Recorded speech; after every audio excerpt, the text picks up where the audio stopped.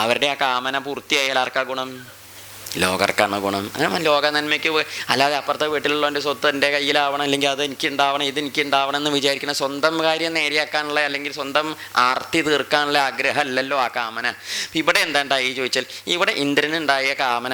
ഇന്ദ്രൻ ഈ കാമഭാവം പ്രവർത്തിച്ചത് ശചീദേവിയോട് അച്ഛൻ നമ്മൾ ആരും ഒന്നും പറയില്ല, നമ്മൾ ആ ഭാഗത്തേക്ക് ഒന്നും മിണ്ടാണ്ട പോരുള്ളൂ. ശരിയല്ലേ ഇത്? ഇപ്പം ഈ അഹല്യ കാണിച്ച ഈ കൗതൂഹലം ഗൗതമനോടാണെന്ന് വെച്ചാൽ നമ്മൾ ആരെങ്കിലും അന്വേഷിക്കാൻ ചോദിക്കാനും പോകുക, അല്ലെങ്കിൽ അവർ ഭാര്യയും ഭർത്താവും അല്ലേ ചോദിച്ചു, നമ്മളങ്ങോട്ട് അവരുടെ ഒന്നിലും ഇടപെടില്ല. ഒരു മോശമായിട്ടൊന്നും ധിക്കാരായിട്ട് അന്തല്യായിട്ട് ചീത്തത്തായിട്ട് അധർമ്മമായിട്ടൊന്നും കൂട്ടൂല. പക്ഷേ ഇന്ദ്രൻ്റെ കാമം അസ്ഥാനത്തായി, അഹല്യയുടെ കാമം അസ്ഥാനത്തായി. ശരിയല്ലേ ഇത്? അത് അങ്ങനെ ഒരു സദാചാര സമ്പ്രദായം നല്ലതല്ല എന്നാണ്. എന്തിനാ പിന്നെ വിവാഹവും ബന്ധവും കുടുംബം ഇങ്ങനെ ഒരു സമ്പ്രദായം നമ്മുടെ നാട്ടിൽ നമ്മളാരും ഉണ്ടാക്കിയതല്ലല്ലോ. നായയ്ക്കും പൂച്ചയ്ക്കും കാക്കയ്ക്കും ഇപ്പം കാളയ്ക്കും പോത്തിനും ഒന്നും ഈ സമ്പ്രദായം ഇല്ലല്ലോ. മനുഷ്യന്മാർക്ക് അതുണ്ട്. എന്താ കാരണം? മനുഷ്യന്മാർ മറ്റോളേക്കാളും ഇത്തിരിയും കൂടിയൊക്കെ ഉയർന്ന രീതിയിൽ ചിന്തിക്കണവരും കുറച്ചും കൂടിയൊക്കെ സംസ്കാരമായിട്ട് ജീവിക്കണവരൊക്കെ. നമ്മൾ പശു കാളയും മറ്റുള്ള ജന്തുക്കളൊന്നും വസ്ത്രം ധരിക്കില്ലല്ലോ. ധരിക്കുമോ? എന്താ കാരണം ധരിക്കാത്തതിൻ്റെ കാരണം എന്താ? ഇതുവരെ ഒരു പശുവിന് തോന്നിയിട്ടില്ല നുടുക്കാത്തതുകൊണ്ട് നാണുണ്ടെന്ന്. എന്നാണ് ഒരു പശുവിന് അത് തോന്നണത്? അന്ന് പശു മുണ്ടെടുക്കാൻ തുടങ്ങുമ്പോൾ അത് പശു അല്ലാണ്ടേ, നാൽക്കാലി അല്ലാണ്ട്. എന്താ കാരണം? അതിന് തോന്നണേ ഞാൻ അയ്യേ ഇങ്ങനെ നടക്കാൻ പാടില്ല, മോശമല്ലേ ഇത് തോന്നുന്നു. ഇനിയിപ്പോൾ ഒരു മനുഷ്യന് തോന്നുകയാണ് ഇത് ആവശ്യമില്ല എന്ന് തോന്നിയാൽ അവൻ എന്തല്ലാണ്ടേ? മനുഷ്യനല്ലാണ്ടേ. നാൽക്കാലിയാവുമെന്ന് അറിയില്ല, മനുഷ്യനല്ലാണ്ടേ. ശരിയല്ലേ ഇത്? അപ്പോൾ നമ്മുടെ നാട്ടിൽ കളിയാക്കാൻ പറയുന്നതല്ല കേട്ടോ. ഒരാൾ ബുദ്ധിയൊക്കെ ഇപ്പം അന്തല്യാണ്ട് ആയിക്ക് മറഞ്ഞ് അങ്ങനെയൊക്കെ ഉണ്ടല്ലോ. അപ്പോൾ നമുക്കപ്പോൾ എന്താവുമെന്നൊന്നും ശരിയല്ലോ. ബുദ്ധി മറിഞ്ഞ് സ്വബോധമൊന്നും ഇല്ലാതെ ചിലർ ബുദ്ധിക്ക് അന്തല്യാണ്ട് വരുമ്പം ചിലർ വസ്ത്രമൊന്നും കണക്കാക്കാണ്ടൊക്കെ നമ്മുടെ നാട്ടിൽ കൂടി കണ്ടിട്ടില്ല ഇങ്ങനെ നടക്കണു. അപ്പം നമുക്ക് അത്തരക്കാരോട് എന്താ തോന്നുക? അശ്ലീലല്ല തോന്നുക. എന്താ അല്ലേ, അതൊരു മനുഷ്യനാണല്ലോ, എന്താ അപ്പം ബുദ്ധി മറിഞ്ഞ അങ്ങനെ തന്നെയല്ലേ എല്ലാവരുടെയും കാര്യം എന്ന് പറഞ്ഞ് നമ്മൾ വേവലാതിപ്പെടും. എന്ന് വെച്ചാൽ അയാളുടെ അടുത്തേക്ക് ചെല്ലാനും മുണ്ടുപിടിപ്പിക്കാനൊന്നും പറ്റില്ല, ആക്രമിക്കേ. അങ്ങനെയൊക്കെ ബുദ്ധി പോയാൽ പോയില്ല. ബുദ്ധി ഉണ്ടായിട്ട് തന്നെ നമ്മുടെ അക്രമത്തിനൊരു കുറവില്ല. ബുദ്ധി തിരിഞ്ഞാൽ പിന്നെ എന്താ ഉണ്ടാവുകയെന്ന് പറയാൻ പറ്റും? ആക്രമം ചെയ്യുമോ, നമ്മുടെയൊക്കെ ഉപദ്രവിക്കൊന്നും നിശ്ചയം അതിന് അടുത്തേക്ക് ചെന്ന് കയറാനൊക്കെ അങ്ങനെയൊക്കെ നമ്മുടെ നാട്ടിൽ പതിവില്ലേ. അതാ പറയുന്നത്. അപ്പം അതുകൊണ്ട് അപ്പം മനുഷ്യനല്ലാണ്ടേ ആവും എന്നാ പറയുക. മനുഷ്യൻ്റെ രീതിയിൽ നിന്ന് പോയി പിന്നെ വയ്യാത്ത ആളായതുകൊണ്ട് നമ്മൾ അങ്ങനെ. എന്നാൽ ചിലപ്പോൾ അതൊന്നും അല്ലാതെ വൈകുന്നേരം ആകുമ്പം ഇത് പോണവരുണ്ട്. എന്ത് പോണവർ? ആർക്കൊന്നും അറിയില്ല വൈകുന്നേരം ആകുമ്പോൾ എന്താ പോണതെന്ന്. വൈകുന്നേരം ആകുമ്പം ചിലർക്ക് അരയിന്ന് പോവും, ചിലർക്ക് തലയിലെത്തും, ചിലർക്ക് തലേന്നും പോവും. ഏത് മുണ്ട്? എന്നിട്ട് ഓരോരുത്തർ ഇങ്ങനെ പണ്ട 1.5 വയസ്സുള്ള കാലത്ത് അമ്മയുടെ മുണ്ടിൻ്റെ വക്ക പിടിച്ച് നടക്കണ മാതിരി അങ്ങാടി കൂടി നടക്കണണ്ടല്ലേ. വലിയ ആളാവും, വലിയ ആപ്പീസറൊക്കെ ആവും. പക്ഷെ പറഞ്ഞിട്ട് തരില്ല. വൈകുന്നേരം ആയാൽ നമ്മൾ എന്ത് ചെയ്യണം? കണ്ണട മാറ്റിയിട്ട് മുണ്ടോട്ട് ഇങ്ങനെ പിടിച്ച പോകണം, അല്ലെങ്കിൽ ഇതൊക്കെ കാണേണ്ടതായിട്ടും വരും. ശരി, അപ്പോൾ അതിൻ്റെ അർത്ഥം എന്താണ്? ഇവൻ എന്തല്ലാണ്ടേ? മനുഷ്യനല്ലാതെയായി. മൃഗമായോ എന്ന് ചോദിച്ചാൽ മൃഗമായി എന്ന് പറയേണ്ട. നാൽക്കാലികൾ സമ്മതിക്കില്ല, അവറ്റുള്ള നമ്മൾ ചീത്ത വിളിക്കും. ജാതികളെ നിന്ന് ഇങ്ങോട്ട് കൂട്ടരുതെന്ന് പറഞ്ഞു. ഇങ്ങോട്ട് അർത്ഥം മനസ്സിലാവുണ്ടോ? കുറേശ്ശൊക്കെ മതി, മുഴുവനൊന്നും വേണ്ട. അപ്പോൾ നമ്മൾക്ക് വസ്ത്രമുണ്ട്, നാണം തോന്നുന്നു, അങ്ങനെ പാടില്ല ഇങ്ങനെ പാടില്ല എന്നൊരു വ്യവസ്ഥ നമ്മൾ തന്നെ നമ്മൾക്ക് ഉണ്ടാക്കാൻ കാരണം നമ്മൾ ഇത്തിരി ജന്തുക്കളുടെ മറ്റെന്നൊക്കെ മാറിയിരുന്ന് ചിന്തിച്ച് ആലോചിച്ച് പ്രവർത്തിക്കണ ആളുകളായതുകൊണ്ടാണ്. അതുകൊണ്ടാണ് മനുഷ്യന് വിശേഷ ബുദ്ധി ഉണ്ട് എന്നൊക്കെ പണ്ടൊക്കെ പറഞ്ഞായിരുന്നത്. ഇപ്പം അതൊക്കെ കഷ്ടി, അത് പറയേണ്ട ആരോടും. ഒരു പശുവും പോയിട്ട് അതിൻ്റെ അമ്മയെ ചുറ്റിക്കൊണ്ട് തലക്കടിച്ച് കൊന്നിട്ടൊന്നുമില്ല. ഉണ്ടോ? നമ്മുടെ നാട്ടിൽ ചില പശുക്കൾ ചെയ്യാറില്ലേ? പശു വെച്ചാൽ ജന്തു എന്നാട്ടോ അർത്ഥം. പശു വെച്ചാൽ നമ്മൾ നാൽക്കാലി പശു അല്ല, സംസ്കൃതത്തിൽ പശു എന്ന് പറഞ്ഞാൽ ജന്തു എന്നർത്ഥം. അപ്പം നമ്മുടെ പശുവിനും സംസ്കൃതത്തിൽ ഗോവ് എന്നാണ് പറയുക. ആകെ കശവിശേയി. സംസ്കൃതത്തിൽ നമ്മൾ പശു എന്ന് പറയില്ലേ? സംസ്കൃതത്തിൽ പശു എന്ന് പറഞ്ഞാൽ എന്താ അർത്ഥം? ജന്തുക്കൾ, എല്ലാ ജന്തുക്കളും അതിൽ പെട്ടു. പശുപതിനാഥൻ എന്നൊക്കെ കേട്ടില്ലേ? എന്ന് വെച്ചാൽ എന്താ അർത്ഥം? സകലഭൂതങ്ങളുടെയും നാഥനായ ഭഗവാൻ, എല്ലാ ജീവജാലങ്ങളുടെയും നാഥൻ എന്നർത്ഥം. അല്ലാതെ നമ്മുടെ തൊഴുത്തിലത്തേൻ്റെ നാഥൻ എന്നല്ല. അപ്പോൾ പിന്നെ സംസ്കൃതത്തിൽ നമ്മുടെ പശുവിന് എന്താ പറയുക? ഗോവ് എന്നാ പറയുക. മലയാളത്തിൽ മൃഗം എന്ന് പറഞ്ഞാൽ എന്താ അർത്ഥം? ഉച്ചയ്ക്ക് ശേഷം ആയതുകൊണ്ടൊരു വിവരം പോരല്ലേ. മലയാളത്തിൽ മൃഗം എന്ന് പറഞ്ഞാൽ എന്താ അർത്ഥം? എല്ലാ ജന്തുക്കളും പെടും ഇല്ലേ? ആന മൃഗമാണ്, പൂച്ച മൃഗമാണ്, നായ മൃഗമാണ്, പൊലി മൃഗമാണ്, കടുവ മൃഗമാണ്, സിംഹമൃഗമാണ്, പശു മൃഗമാണ്, എല്ലാം മൃഗമാണ്. പക്ഷേ സംസ്കൃതത്തിൽ മൃഗം എന്ന് പറഞ്ഞാൽ മാൻ എന്നർത്ഥം. സംസ്കൃതത്തിൽ നമ്മൾ മൃഗം എന്ന് പറഞ്ഞാൽ മാൻ മാത്രമേ അർത്ഥമുള്ളൂ, ജന്തുജീവജാലങ്ങൾ എന്ന് അർത്ഥമില്ല. ജന്തുജീവജാലങ്ങൾ എന്നുള്ള അർത്ഥം സംസ്കൃതത്തിൽ കിട്ടണമെങ്കിൽ പശു എന്ന് പറയണം. ആ പശു എന്നുള്ളത് മലയാളത്തിൽ പറഞ്ഞാൽ തൊഴുത്തേക്ക് പോയി, ആകെ കശപിശയില്ലേ ഇപ്പം. മതി. അത് ഓരോ വാക്കിന് ഓരോ ഭാഷയിലെ പറഞ്ഞ അർത്ഥത്തിൻ്റെ പ്രത്യേകതയാണ് പറഞ്ഞതേ. ഇതൊന്നും നമുക്കിവിടെ ആവശ്യമില്ല, എന്നാലും പറഞ്ഞു. അപ്പോൾ ഇവിടെ ഈ ജന്തുജീവജാലങ്ങളുടെ സംസ്കാരത്തിൽ നിന്ന് മാറി ചിന്തിച്ച് നടക്കണവരായതുകൊണ്ടാണ് മനുഷ്യന്മാരെ നമുക്ക് പേരുണ്ടായത്. അതുകൊണ്ട് ഈ നാൽക്കാലികൾ നായയും പൂച്ചയും നടക്കണ മാതിരി നടക്കാതെ കണ്ടിരിക്കാനുള്ളൊരു വ്യവസ്ഥയാണ് എന്ത് ചെയ്തത്, വിവാഹം. ആ വിവാഹത്തിനൊരു പരിശുദ്ധി, അതിനൊരു മഹിമ ഇല്ല. ഇപ്പോഴും നമ്മുടെ നാട്ടിൽ വിവാഹം എന്ന് പറയുന്നതൊരു ഒരു എന്താ പറയുക, ഒരു ബഹുമാന്യമായ വിഷയമാണ് ഇല്ലേ. ഇപ്പോൾ ഏതൊരു കുട്ടിയുടെ കല്യാണം, ആൺകുട്ടിയും പെൺകുട്ടിയും നമ്മുടെ അടുത്തോ എവിടെയെങ്കിലും ഉണ്ടെങ്കിൽ നമ്മൾ പറ്റിച്ചാൽ ഒന്ന് എന്ത് ചെയ്യും, ഉണ്ണാനൊന്നും ഇരുന്ന് സൽക്കാരം വാങ്ങാനൊന്നും ഇരുന്നില്ല വെച്ചാലും ഒന്ന് എപ്പോഴെങ്കിലും ഒന്ന് അധികം കയറി പോയി വന്ന് അല്ലേ ഉണ്ണിയെ നന്നായി വരട്ടെ, ഒന്ന് അവിടെ ആയിക്കോട്ടെ നന്നായി വരുമൊക്കെ ഭംഗിയാവും, നല്ലൊരു വർത്തമാനം പറഞ്ഞൊരാശംസ പറഞ്ഞ് ഒക്കെ പോരില്ലേ. എന്താ കാരണം, നമുക്ക് ആ ഒരു വിഷയത്തിനോട് എന്തുണ്ട്, ബഹുമാനം ഉണ്ട്. ഇപ്പോഴൊരു ഭാര്യയും ഭർത്താവും പ്രായമുള്ളവരായിക്കോട്ടെ ചെറുപ്പക്കാരായിക്കോട്ടെ ആരായിക്കോട്ടെ നമ്മുടെ കുടുംബത്തേക്ക് വരിക, നമ്മുടെ വീടിൻ്റെ മുമ്പിൽ കൂടി പോവുകയെ, നമ്മൾ അവരായിട്ട് എന്തെങ്കിലും ഒരു തരത്തിൽ വ്യവഹാരം ചെയ്യേണ്ടതായിട്ട് വരുമ്പോൾ നമ്മളെങ്ങനെയാണ് വർത്തമാനം പറയുള്ളൂ, ഒരു ഭക്തിയിൽ. ഭക്തി വെച്ചാൽ ഒരു നല്ല മട്ടിലുള്ള ചീത്തയായിട്ട് മോശമായിട്ടൊന്നും നമ്മൾ എന്ത് ചെയ്യില്ല, വർത്തമാനം പറയില്ല. ഭർത്താവിനോട് ലേശം പറയണമെന്നുണ്ട് വെച്ചാൽ ഇ എം ഐ കൂടെ ഉള്ളതുകൊണ്ട് നമ്മൾ എന്ത് ചെയ്യും, ഒന്നുമില്ല ഞാൻ ഒന്നുമില്ല എന്നേ പറയുള്ളൂ. എന്താ കാരണം, ആ പാവ സാധു സ്ത്രീ ഉണ്ടാവുമ്പോൾ നമ്മൾ അങ്ങനെ പറയണ്ട, അവർ അങ്ങനെ തോന്നുന്നു. ഒരു ബഹുമാനം ഉണ്ട് ആരോട്, അമ്മോടെ ഒരു ബഹുമാനം ഉള്ളതുകൊണ്ട് അദ്ദേഹത്തോട് പറയാനുള്ളത് പോലും നമ്മൾ പറയില്ല. ഒറ്റയ്ക്ക് കിട്ടുമ്പോൾ പറയണ ജാതിയൊന്നും ഇങ്ങനെ.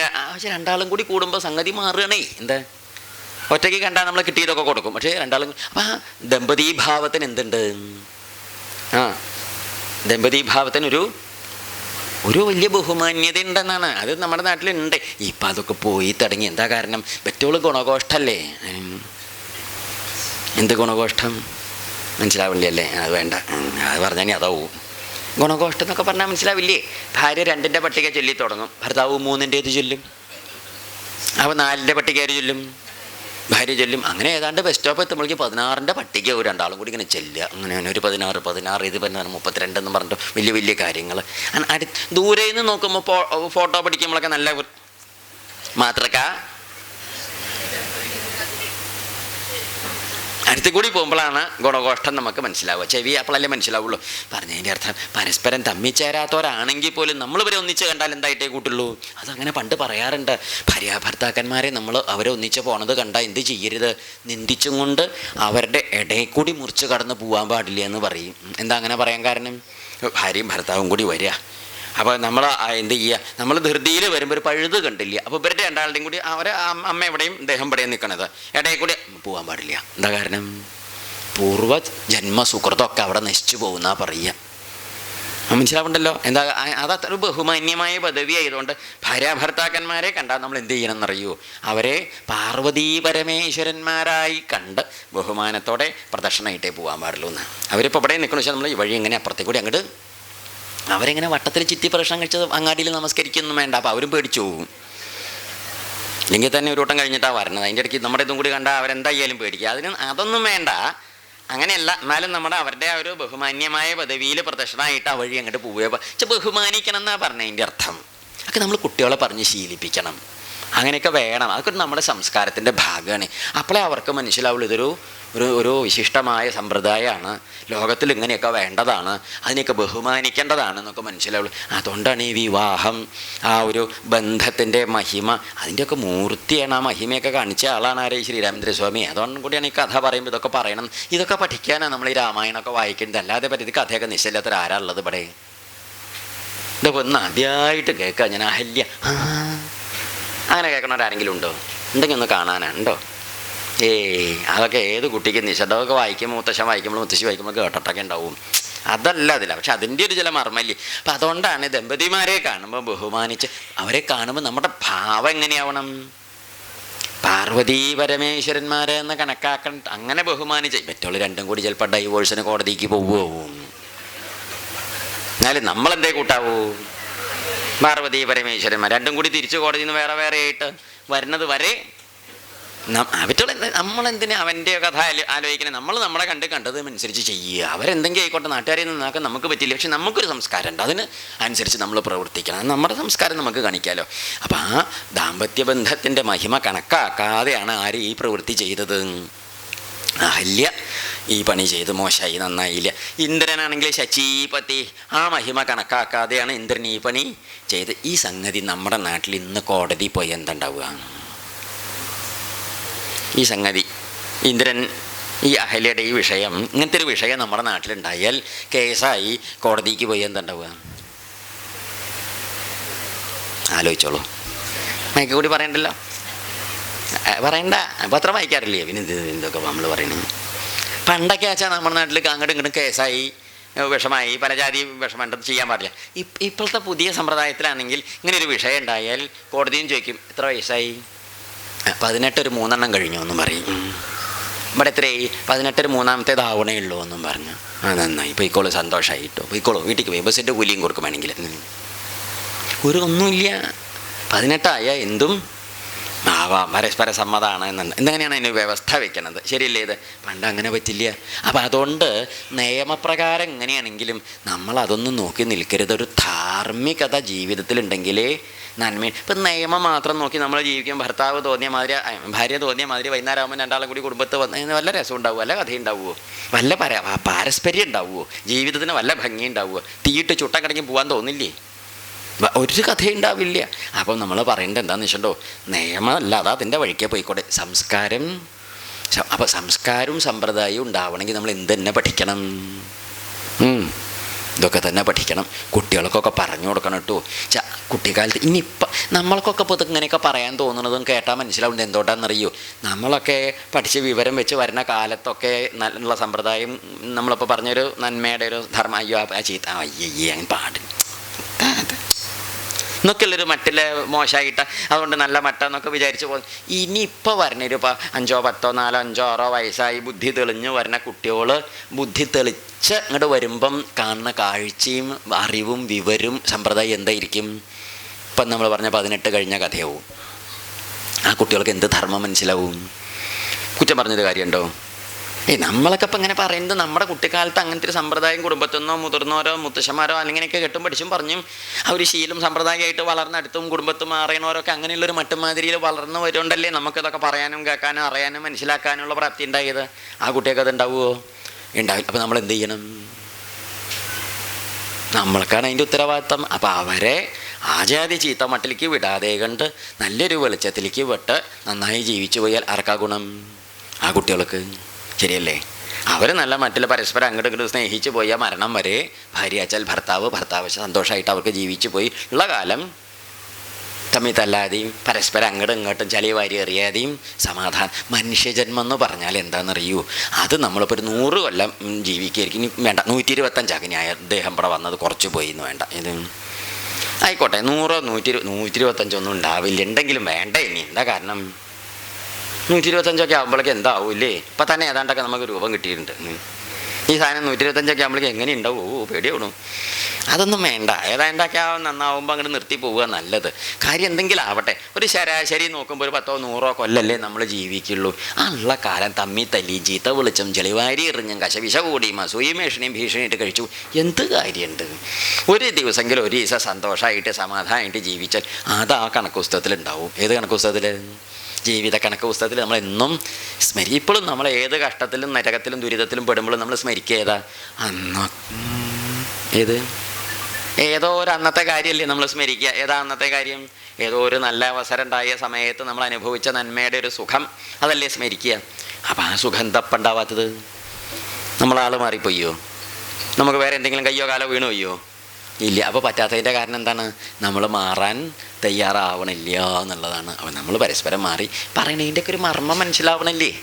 അതാണ്. അപ്പം ഇവിടെ ഈ രാമനെ കണ്ടു, രാമൻ വന്നു, കാൽക്കൽ വന്ന് വീണ് അഭിവാദ്യം ചെയ്ത് നമസ്കരിച്ചപ്പം അഹല്യാദേവിയുടെ ശാപം തീർന്നു എന്ന് പറഞ്ഞാൽ അർത്ഥം എന്താണെന്നറിയൂ?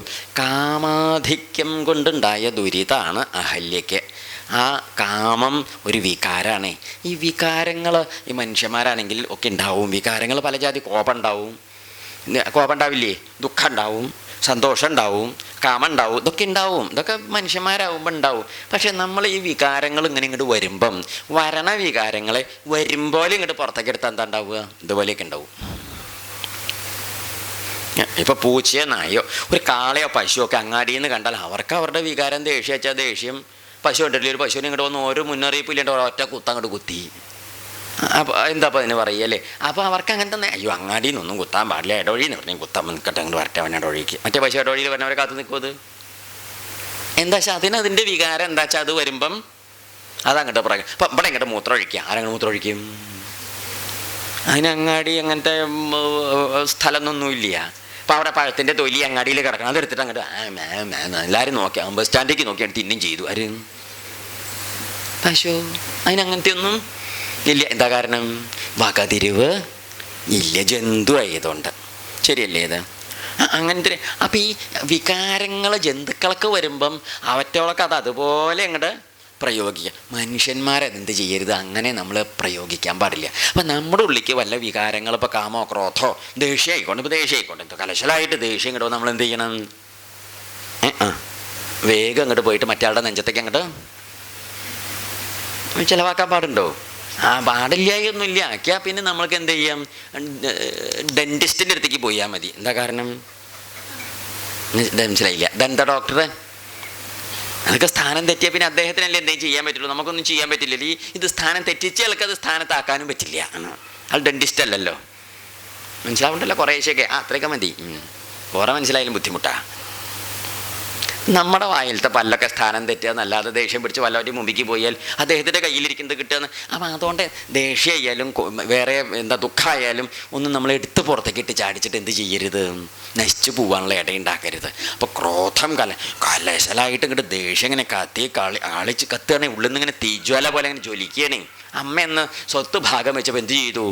വലിയേട്ടന് ആ നല്ല റോഡിൻ്റെ പക്കത്തെ കണ്ണായ ഭൂമി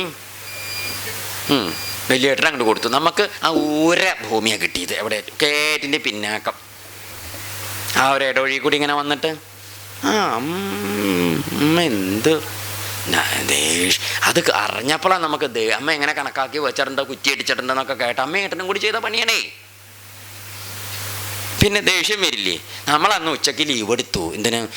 4 എണ്ണം പറയണം. ആരോട്? ഇങ്ങനെയുണ്ട് ഒരു സമ്പ്രദായം.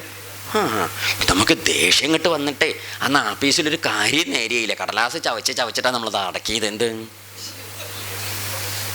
ദേഷ്യേ? ഉച്ച വരെ കാത്തിരുന്നു. ഉച്ചയ്ക്ക് നമ്മൾ ലീവ് എടുത്ത് എന്ത് ചെയ്തു? കോടയും പിടിച്ചിങ്ങോട്ട് പോന്നു അമ്മയുടെ അടുത്തേക്ക്. അപ്പോൾ അവിടുന്ന് ഒരു 3/4 കിലോമീറ്റർ നടക്കുക വേണ്ടു. ബസ് ഇറങ്ങി നടന്ന വരമ്പാണ്. വരമ്പ് ചിങ്ങമാസമാണ്. ചിങ്ങമാസത്തെ വരമ്പ് എങ്ങനെയുണ്ടാവും? ആർക്കപ്പോൾ അതൊക്കെ അറിയല്ലേ? ചിങ്ങമാസത്തിലെ വരമ്പ്, പാടത്തെ വരമ്പ് എങ്ങനെയുണ്ടാവും? ഇത്തിരി ചളിയും വെള്ളം വഴുക്ക്, പിന്നെ ആഴ മുറിഞ്ഞ് അങ്ങനെ ഇങ്ങനെയൊക്കെ ഉള്ളതൊക്കെ ഉണ്ടാവുമല്ലോ. അതെങ്ങനെ നടന്ന് അപ്പോൾ പറയണം 10 എണ്ണം. അങ്ങനെ നല്ലോണം പറയണം. ഇങ്ങനെ വരികയാണേ, സഹിക്കാനില്ല. അപ്പോൾ നമ്മൾ ഈ വെപ്രാളത്തിൽ വരുകൊണ്ട് ചുറ്റുപാടൊന്നും വലിയ ശ്രദ്ധയില്ലേനും. അപ്പോൾ നമ്മൾ ആ പാടത്തെ വരമ്പത്ത് കൂടി വരുമ്പോൾ ആ മറ്റേ മുറിഞ്ഞ വരമ്പിൻ്റെ അടുത്ത് നമ്മുടെ കാല് പറഞ്ഞിട്ട് വഴുക്കി അങ്ങോട്ട് പോയി കുറച്ച് ദൂരത്തേക്ക്. അപ്പോൾ നമ്മൾ അമ്മേന്ന് അറിയാണ്ട് ഇങ്ങോട്ട് പറഞ്ഞും പോയി. വീണില്ല. ആ പറഞ്ഞ വിളി കൊണ്ടാ തോന്നുന്നു, വീണില്ല. നമ്മൾ ഏതാണ്ട് കുത്തനെ തന്നെ നിന്നു. നേരെ നിന്നപ്പോഴാണ് നമുക്ക് തോന്നി അമ്മ. ആരെ? അമ്മ. അമ്മേ. പണ്ടൊക്കെ നമ്മൾ വീഴുമ്പം സ്വത്തൊക്കെ ഭാഗിക്കുന്നതിന് മുമ്പ് നമ്മൾ വീഴുമല്ലോ. ഭാഗം എപ്പോഴല്ലേ ഉണ്ടായത്? അതിൻ്റെ മുമ്പേ നമ്മൾ ധാരാളം വീഴാറുണ്ട്. അപ്പോഴൊക്കെ ആരാ ഓടി വരിക? സ്വത്ത് നോക്കാതെ ഓടി വന്ന ആളാണ് ആര്? അമ്മേ. അമ്മ മറ്റേ അമ്മ. അങ്ങനെ നടന്ന് പഠിപ്പരയോളം അമ്മ. അപ്പം നമ്മൾ ഉണ്ണി അമ്മേന്നൊരു കെട്ടിപ്പിടുത്തം. എന്തുണ്ണി വെയിലത്ത് ഇങ്ങനെ? ഒന്നുമില്ല അമ്മേ, കാണാൻ തോന്നി ഞാൻ ഇങ്ങോട്ട് പോന്നു. ഔ വല്ലാത്ത ജാതി. പുറത്തങ്ങോട്ട് തലോടി. ശരിയോ തെറ്റോ? ഇപ്പം എന്താ അവിടെ ഉണ്ടായത്? അതായത് ശ്രദ്ധിക്കാനുണ്ട്. ഇതിപ്പം നമ്മൾ പറഞ്ഞത് നോക്കണ്ട, അതിൻ്റെ ലേശം കഥകളുണ്ട്. അതായത് അമ്മ ഈ ജാതി ഒരു ചീത്തത്തം ചെയ്തു. അമ്മയോടൊപ്പം ദേഷ്യപ്പെടാൻ വന്നതാണ്. നമ്മൾ നല്ലോണം ദേഷ്യപ്പെട്ട് സംസാരിക്കാനാണ് വന്നത്. പക്ഷെ വരുന്ന വഴിക്ക് ആ വരമ്പുണ്ടായത് എത്ര നന്നായി. അത് അജാതി വഴുമ്പ് വഴുക്കിയപ്പോഴാണ് മനസ്സിലായത് എന്താ അല്ലേ അമ്മയുടെ ഒരു മഹിമ. അപ്പം നമുക്ക് ആ പഴയ അമ്മയുടെ മഹിമയുടെ വഴി കൂടി ചിന്തിച്ചപ്പോൾ അമ്മയ്ക്ക് പിന്നെ എന്തേ ഉള്ളൂ? മഹിമ മാത്രമേ ഉള്ളൂ, സ്വത്ത് കണ്ടതേ ഇല്ല നമ്മൾ. അപ്പോൾ നമ്മൾ ആ അമ്മേനെ എന്താ അല്ലേ അമ്മയെക്കുറിച്ച് ചിന്ത ഇങ്ങനെ വന്നു. അപ്പോൾ നമുക്ക് ഓർമ്മ വെച്ച നാൾ മുതലേയുള്ള അമ്മയുടെ മഹിമകൾ ഓർമ്മയിൽ വന്നു. ചിന്തിച്ച് അമ്മയെക്കുറിച്ച് ചിന്തിച്ച് പൂമുഖത്തോളം ചിന്തിച്ചപ്പം ആ വിചാരത്തിൻ്റെ ശക്തിയിൽ കോപം എന്ന വികാരം പാടത്തേക്ക് അങ്ങോട്ട് പോയി. അപ്പം നമ്മുടെ വികാരം പോവാൻ എന്താ വഴി? വിചാരം ശീലിക്കുക. ഇപ്പോൾ ഒരു വഴി കിട്ടിയില്ലേ? വികാരങ്ങൾ ഇപ്പോൾ കാമായിക്കോട്ടെ, ക്രോധായിക്കോട്ടെ, കാമം തന്നെ ആയിക്കോട്ടെ, എന്തെങ്കിലും ഒരു കാമം ചീത്തത്തം അങ്ങോട്ട് തോന്നുന്നു. നമുക്കിപ്പോൾ എങ്ങനെ നമ്മുടെ അനിയത്തി കുട്ടി പാവം ഇങ്ങനത്തെ ഒരു കുട്ടിയല്ലേ കുട്ടി, ഓ അല്ലേ എന്നാലോചിച്ച് നോക്കൂ. പിന്നെ നമുക്ക് എന്താ തോന്നുക? ബഹുമാനേ തോന്നുള്ളൂ, വാത്സല്യേ തോന്നുള്ളൂ. എന്തുകൊണ്ട്? അപ്പോൾ വികാരം പോയത് എന്തുകൊണ്ടാ? വിചാരം വന്നതുകൊണ്ട്. മനസ്സിലാവണില്ലേ? വികാരങ്ങൾ പോകാൻ ഒരു വഴിയേ ഉള്ളൂ, വിചാരം കൊണ്ടുവരിക. അതല്ലാതെ വേറെ വികാരം വരാൻ പാടില്ല എന്ന് വിചാരിച്ചിട്ട് കാര്യമില്ല. ദേഷ്യം വരും, സങ്കടം വരും എന്നൊക്കെ വരും. അപ്പോൾ നമ്മൾ എന്ത് ചെയ്യണം? വിചാരം ചെയ്യണം. അമ്മയല്ലേ എന്തിനെക്കുറിച്ചാൽ അമ്മയെക്കുറിച്ചോ അനിയത്തിയെക്കുറിച്ചോ ചേട്ടനെക്കുറിച്ചോ ഏതിനെക്കുറിച്ചാണ് നമുക്ക് ആ വൈകാരികത ഉണ്ടായി വെച്ചാൽ അതിനെക്കുറിച്ച് വിചാരം ചെയ്യുമ്പം വികാരം പോവും. ഇന്ദ്രൻ അത് ചെയ്തുവോ? അഹല്യ അത് ചെയ്തുവോ? അഹല്യക്കൊന്നും വിചാരിക്കാറുന്നില്ല. ആ ഗൗതമമുനി തന്നെ എത്ര കാലം അങ്ങനെ എത്ര ശ്രദ്ധയോടുകൂടി പരിപാലിച്ച ആളാണ്. അദ്ദേഹത്തെ ഞാൻ ഇങ്ങനെ ചതിക്കാൻ പാടുണ്ടോന്ന് അഹല്യയ്ക്ക് തോന്നിയോ? തോന്നിയില്ല. എന്നാൽ ഇന്ദ്രന് തോന്നിയോ? അഹല്യ മഹർഷിയുടെ ഭാര്യയല്ലേ, നമ്മളിങ്ങനെ ചീത്ത. മഹർഷിമാർ എത്ര ബഹുമാന്യരാണ്. ആ ബഹുമാന്യനായ മഹർഷിയുടെ ഭാര്യ നമുക്ക് അമ്മയെ പോലെ ബഹുമാനിക്കേണ്ട സ്ത്രീയല്ലേ മുനിപത്നി. നമ്മളിങ്ങനെ ചീത്തത്തം ചെയ്യാൻ പാടുണ്ടോ? ഇന്ദ്രന് തോന്നിയോ? തോന്നിയില്ല. എന്നാൽ തൻ്റെ ഭാര്യ ഒരുത്തി അവിടെ ഇരിക്കണ്ടല്ലോ, ശചി, അങ്ങനെ ചെയ്യാൻ പാടുണ്ടോ? തോന്നിയോ? തോന്നിയില്ല. ഈ വിചാരം വരായോണ്ട് ഇവരെന്ത് ചെയ്തു? വികാരത്തിൽ പ്രവർത്തിച്ച് ചീത്തത്തം കാണിച്ചു. അതുകൊണ്ടാണ് അപ്പോൾ ഇവിടെ ഉണ്ടായത് എന്താ ചോദിച്ചാൽ കാമം എന്ന് പറഞ്ഞ് ആ വികാരത്തിൻ്റെ ദുഷിച്ച അംശത്തെ അഹല്യ ഏത് വിധത്തിൽ മാറ്റി ആ കാമനെ ഈ ഉണ്ണിയോള് രണ്ടോളം നമസ്കരിച്ച സമയത്ത് അതിന് വാത്സല്യത്തിൻ്റെ രീതിയിലേക്ക് അങ്ങോട്ട് മാറ്റി. അപ്പോൾ കാമം എന്തായി? വാത്സല്യ ഒരു വികാരമാണേ. ഇപ്പം ചെറിയ കുട്ടികളെ നമുക്ക് കാണുമ്പം ഉണ്ടാവുന്നൊരു വലിയ തോന്നലില്ലേ? അതെന്താ? അത് വാത്സല്യമാണ്. അപ്പോൾ വാത്സല്യത്തിലേക്ക് മാറുമ്പോൾ എന്തു പോണു? വാത്സല്യം തോന്നുമ്പോൾ കാമം തോന്നുന്നു? തോന്നില്ല. അപ്പോൾ ഉണ്ണിയോളോടാവുമ്പം വാത്സല്യമായി, അത് ഭഗവാനോടാവുമ്പം ഭക്തിയായി, അമ്മോടാവുമ്പം മാതൃഭക്തിയായി, അച്ഛനോടാവുമ്പം പിതൃഭക്തിയായി, ഗുരുനാഥനോടാവുമ്പം ഗുരുഭക്തിയായി, ജ്യേഷ്ഠനോടാവുമ്പം ജ്യേഷ്ഠനോടുള്ള ബഹുമാനമായി. കണ്ടോ? ശരിയല്ലേ? ഇത് ഇങ്ങനെ മാറും. അപ്പം അതുകൊണ്ട് വാത്സല്യം ഒരു ശുദ്ധമായ വികാരമാണ്. അതിൽ കാമനയില്ല. വാത്സല്യത്തിൽ കാമന. ഇപ്പം നമ്മളൊരു കുട്ടിയെ കൊഞ്ചിക്കണോ അല്ലെങ്കിൽ ലാളിക്കണോ, അതിലെന്ത് കാമനയുള്ളത്? കാമനയുണ്ടോ? ഒരു കാമനയില്ല. നമ്മളെന്തെങ്കിലും ഇങ്ങനെ കിട്ടണമെന്ന് മോഹിച്ചിട്ടല്ലേ ആണോ ചെയ്യണത്? അല്ല. നമുക്കതിനെ കാണുമ്പോഴും തൊടുമ്പോഴും മിണ്ടുമ്പോഴും പറയുമ്പോഴൊക്കെ ഒരു സന്തോഷമുണ്ട്, അത്രയേ ഉള്ളൂ. അത് കഴിഞ്ഞാൽ അത് കഴിയുകയും ചെയ്തു. ശരിയല്ല? അതുകൊണ്ടല്ലേ നമ്മൾ ഏതെങ്കിലും ഒന്നും ഇങ്ങോട്ട് വരും, ഞാനൊന്നും എടുക്കട്ടെ എന്ന് പറയാം. ആ കുട്ടി നമ്മളെ കണ്ടപ്പോൾ മൃഗശാലയ്ക്ക് നോക്കിയ മാതിരി എന്നേലെ വിളിച്ചത് എന്നും പറഞ്ഞിട്ട് അല്ലാത്ത ജാതി. നമ്മുടെ വിചാരം നമ്മളെ സ്വന്തരനാണ്. അപ്പോഴല്ലേ ഇതിൻ്റെ മുഖത്ത് നോക്കിയപ്പോഴല്ലേ മനസ്സിലായി നമ്മൾ മൃഗശാല നിലവിളിക്കുക, അത് ഉറക്കാൻ നിലവിളിക്കുക. എന്നാലേ നമ്മളൊന്നും ഇങ്ങോട്ട് തരൂ. എന്താ കാരണം? അതിനിഷ്ടമല്ലെങ്കിലും നമുക്കെന്തുണ്ട്? അതിനോടൊരു വല്ലാത്തൊരു വിളിക്കാനൊക്കെ ഒരു ഇഷ്ടമുണ്ട്. ഒരു മനുഷ്യ അപ്പം നല്ല ശുദ്ധമായ ഭാവങ്ങളിലേക്ക് മാറ്റുക. എന്തിന്? വികാരങ്ങളെ. ആ അഹല്യ ഈ സന്താന ഭാവേന വന്ന കുട്ടികളെ കണ്ട് അവരെ ചേർത്ത് പിടിച്ചപ്പം തൻ്റെ ദുഷിച്ച കാമഭാവത്തിൽ നിന്ന് മാതൃഭാവത്തിലേക്ക് മാറി. എന്തിലേക്ക് മാറി? കാമഭാവത്തിൽ പെട്ടതിക്കുന്ന മാതൃഭാവത്തിൻ്റെ മഹിമയിലേക്ക് ആര് ഉയർന്നു? മാതൃഭാവം വലിയൊരു ഭാവമാണ്. അത് വലിയ ഭാവമാണ്. അതിൽ എത്രയും വേണമെങ്കിലും ഉൾക്കൊള്ളും. നാട്ടിലുള്ള എല്ലാ കുട്ടികളെയും ഉൾക്കൊള്ളാൻ ആർക്ക് പറ്റും? മാതൃഭാവത്തിന് പറ്റും. ആ മാതൃഭാവത്തിലേക്ക് അഹല്യയെ ഗൗതമ മുനി ഉയർത്തി എന്നുള്ളതാണ് രാമനെ കണ്ട രാമനോട് കൂടി കൂടുമ്പോൾ എന്ത് വരും എന്ന് പറഞ്ഞത്? ശുദ്ധയാവുന്നു. ആ പ്രയോഗം ശ്രദ്ധിച്ചു, ശുദ്ധയാവുന്നു. ഇത്രയുണ്ട്. ഇനി ഇവിടുന്ന് കുറച്ച് കഴിഞ്ഞാൽ ലേശം കൂടി ഇതിൻ്റെ ബാക്കി പറയാണ്ടിട്ട് ഇവിടെയല്ല. ഇതിൻ്റെ കഥയൊക്കെ കഴിഞ്ഞു. കഥയല്ല, കഥയായിട്ട് ബന്ധപ്പെട്ട ചില വൈകാരികമായ വിഷമങ്ങൾ പിന്നെ വരും. അതെവിടെ കാണാം? ഇവിടെ ഇപ്പം എന്തായി ചോദിച്ചാൽ ഈ ഗൗതമ മഹർഷിയുടെ ഭാര്യ അഹല്യ ഈ വിധം ശുദ്ധയായിട്ടിരിക്കുന്ന സമയത്ത് രാഘവോ തതസ്തു, രാഘവന്മാർ രണ്ടാളും നമസ്കരിച്ചു. പ്രതിജഗ്രാഹ കാകുൽസ്ഥോവതി ദൃഷ്ടേന കർമ്മ കർമ്മണ പുഷ്പവൃഷ്ടിർമഹത്യാസീൽ ദേവദുന്ദുഭിനിസ്വനൈഹി. അങ്ങനെ ആ മഹർഷി പത്നിയുടെ അടുത്ത് ചെന്ന് അമ്മയെ പോലെ നമസ്കരിച്ചിരിക്കുന്ന സമയത്ത് പുഷ്പവൃഷ്ടിയൊക്കെ ഉണ്ടായി. ശാപം തീർന്നാല് ശുദ്ധയായിട്ട് തീർന്നു ഈ ഗൗതമ പത്നി. അങ്ങനെ മഹർഷിയാണെങ്കിലോ ഗൗതമോപി മഹാതേജാഹ അഹല്യാസഹിത സുഖി. അങ്ങനെ ഗൗതമനും എവിടുന്ന് വന്നു? ഹിമാലയത്തിൽ നിന്ന് വന്നു. അപ്പം അങ്ങനെ ഗൗതമനോട് കൂടി അഹല്യാദേവിയെ കണ്ട് തൊഴുത് രാമം സംപൂജ്യ, രണ്ടാളും കൂടി രാമനെ പൂജ കഴിച്ചു. ആര് രണ്ടാളും കൂടി? ഗൗതമ മുനിയും അഹല്യാദേവിയും കൂടി കൂടിയിട്ട് രാമനെ പൂജ കഴിച്ചു. നല്ലോണം അനുസരിച്ച് എന്ന് പറയും. ആ കഥ ശുദ്ധമായി എന്നാ പറയും. പിന്നെ അവരവിടെ നിന്ന് എങ്ങടാ പോയെന്നറിയോ? നേരെ നടന്നത് മിഥിലയിലേക്കാണ് പോയത്. മിഥില രാജധാനിയിലേക്ക് ചെന്നു. ഇവർ ഈ മിഥിലയിലേക്ക് ഇങ്ങനെ പോകുന്ന സമയത്ത് ധാരാളം വഴികൾ അങ്ങനെ പോകുമല്ലേ. അങ്ങനെ ഈ അഹല്യയുടെയും ഗൗതമ മഹർഷിയുടെയും ശാപമൊക്കെ തീർന്ന് അവരുടെ കഷ്ടപ്പാടൊക്കെ തീർന്ന് ആ കുടുംബത്തെ ഇപ്പം എന്താക്കി തീർത്തു?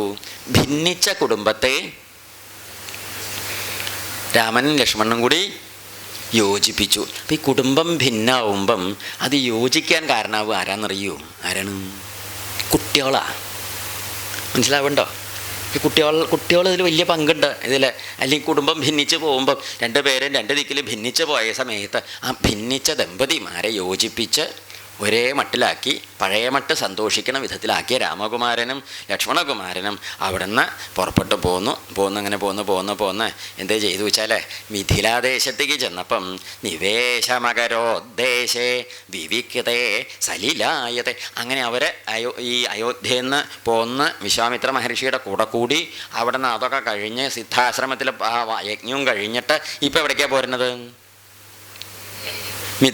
മിഥില വാസ്തവത്തിൽ സരയൂവിൻ്റെ വടക്കേക്കരയെന്ന് പോയിട്ട് വേണം ഇങ്ങോട്ട് പോകാൻ അയോധ്യയിലേക്കും. അവിടുന്ന് വടക്കോട്ട് പോയാലേ മിഥിലയിലേക്ക് എത്തുള്ളൂ. അപ്പോൾ ഇവർ സരയൂ നദിയുടെ തെക്കോട്ട് കടന്ന് പോകുന്നതൊക്കെ നമുക്ക് നിശ്ചല്ലേ. അപ്പോൾ വീണ്ടും അവർ വടക്കോട്ട് തന്നെ പോയി മിഥിലയിലേക്ക് പോയിക്കൊണ്ടിരിക്കുക. അപ്പോൾ അയോധ്യയും കടന്നിട്ട് വടക്കോട്ട് പിന്നെയും പോവുകയാണേ. അങ്ങനെ പോയി അവർ ഈ വഴി കുറേ ദൂരം പോവാണ്ട്. അപ്പോൾ വീണ്ടും ഒരു ദിക്കിലെത്തിയപ്പോൾ അവരെവിടെ ഒരു ദിക്കിൽ വിശ്രമിച്ചത് എങ്ങനെയാണെന്നാണെങ്കിൽ ഇന്നിപ്പോൾ എവിടെയാണ് താമസിക്കുക ചോദിച്ചു. മിഥിലയിൽ എത്തിയിട്ടില്ലല്ലോ. അപ്പം അന്ന് താമസിക്കാനായിട്ട് അവർ നോക്കൂ, ഒരു വെള്ളമൊക്കെ ഉള്ളൊരു സ്ഥലത്ത് തമ്പടിച്ചു എന്ന് പറയും. തമ്പടിക്കുക എന്ന് പറഞ്ഞാൽ മനസ്സിലാവില്ല. കുറേ കൂട്ടായിട്ട് ആൾക്കാർ വരുമ്പോൾ അവരൊന്നിച്ച് താമസിക്കുന്നതിന് എന്താ പറയുക? ഒരു ദിക്കിൽ കൂടാരൊക്കെ കെട്ടി താമസിക്കില്ലേ. അവർ നിവേശമകരോദ്ദേശ വിവിക്തയെ സലിലായത്. സലിലം വെച്ചാൽ വെള്ളം നല്ലോണം ഉള്ളൊരു ഭാഗത്ത് വിവിക്തത എന്ന് പറഞ്ഞാൽ ആളുകളുടെ ബഹളമൊന്നും ഇല്ലാത്ത ശാന്തമായൊരു ഏകാന്തമായ സ്ഥലത്താണ് അവർ താമസിച്ചത്. എന്നിട്ട് എന്താണ്ടായെന്നറിയോ? വിശ്വാമിത്രമനുപ്രാപ്തം ശ്രുത്വാ നൃപതിസ്തത. മറ്റേ നമ്മുടെ രാജാവില്ലേ ജനകൻ, വിശ്വാമിത്രർ ഇവിടെ എത്തുകയായി എന്ന് കേട്ടപ്പോഴേക്ക് ഈ വിശ്വാമിത്രരുടെ വരവ് കേട്ടപ്പോഴേക്ക് ജനക മഹാരാജാവ് ചെയ്ത പണി എന്താണെന്ന് വെച്ചിട്ടോ, ശതാനന്ദം പുരസ്കൃത്യ പുരോഹിതമനിന്ദിതം. തൻ്റെ പുരോഹിതൻ ശതാനന്ദൻ, ഈ ജനക മഹാരാജാവിൻ്റെ പുരോഹിതൻ്റെ പേരാണ് ശതാനന്ദൻ. എന്താ പേര്? സദാനന്ദൻ അല്ല കേട്ടോ, അത് വേറെയാണേ. സദാനന്ദൻ വേറെയുണ്ട്, ഇത് ശതാനന്ദനാണ്. സദാനന്ദൻ എന്ന് പറഞ്ഞ വാക്കിൻ്റെ അർത്ഥം സദാ ആനന്ദാണ്.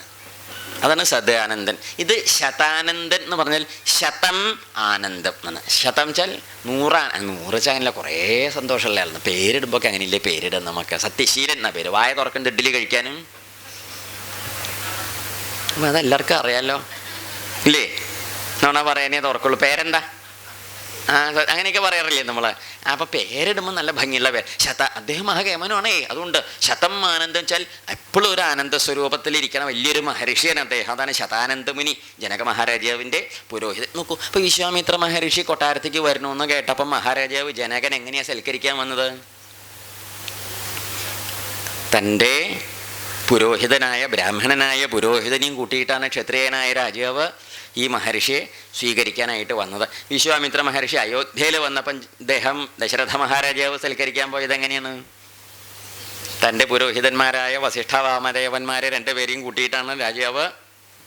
കേട്ടോ, അതൊരു സമ്പ്രദായമാണേ, അത് പ്രത്യേകം ധരിക്കും. ഇവിടെ നിന്നിട്ട് ശതാനന്ദ മഹർഷിയെ കുട്ടി സൽക്കരിക്കാനായിട്ട് ചെന്നു. എന്നിട്ട് എന്താണ്ടായെന്നില്ല, അത് പറയും പ്രത്യുജ്ജഗാമ സഹസ വിനയേന സമന്വിത. കണ്ടു, പ്രത്യുജ്ജഗാമ ഇന്നലെ പറഞ്ഞതാ. അത് എന്താ പ്രത്യുജ്ജഗാമ പറഞ്ഞാൽ മഹാരാജാവ് എഴുന്നേറ്റ് മഹർഷിയെ കൂട്ടിക്കൊണ്ടിട്ട് അങ്ങോട്ട് ചെന്നു എന്നാ പറയുക. എവിടേക്ക്? അങ്ങോട്ട്. അങ്ങനെ വിമാനത്തിലൊക്കെ നമ്മുടെ നാട്ടിൽ പ്രസിഡന്റും പ്രധാനമന്ത്രിയൊക്കെ വിമാനത്തിൽ വന്നിറങ്ങിയാൽ മുഖ്യമന്ത്രി ഇല്ലെങ്കിൽ ഗവർണറൊക്കെ എങ്ങോട്ട് വരും? അവർ തിരുവനന്തപുരത്ത് നിന്ന് വരും എങ്ങടെ വിമാനത്താവളത്തിലേക്ക് കൂട്ടിക്കൊണ്ടുപോകാൻ. അവർ പറഞ്ഞാൽ മതി, എങ്ങോട്ട് എത്തിക്കോളും, ഞാൻ അവിടെ ഉണ്ടാവും, അതിൽ പൂട്ടുമില്ല, തള്ളിയാൽ മതി, തുറക്കാം എന്ത് എന്ന് പറഞ്ഞാൽ സംഗതി അവിടെ എത്തിക്കോളും. പക്ഷെ അങ്ങനെ ചെയ്യുമോ? ആകെ മോശമാണ്. അപ്പോൾ അവർ ഇവിടേക്ക് വന്ന് ആനയിച്ച് കൂട്ടിക്കൊണ്ടുപോകും. അങ്ങനെ വിശ്വാമിത്രായ ധർമ്മേണ ദതുർമന്ത്രപുരസ്കൃതം. അങ്ങനെ വിശ്വാമിത്ര മഹർഷിക്ക് മന്ത്രത്തോടു കൂടി പൂർണ്ണകുംഭമൊക്കെ കൊടുത്ത് അദ്ദേഹത്തെ സൽക്കരിച്ചു സ്വീകരിച്ചു. അപ്പോൾ മഹർഷിയാണെങ്കിലോ പ്രതിഗൃഹ്യ അതൊക്കെ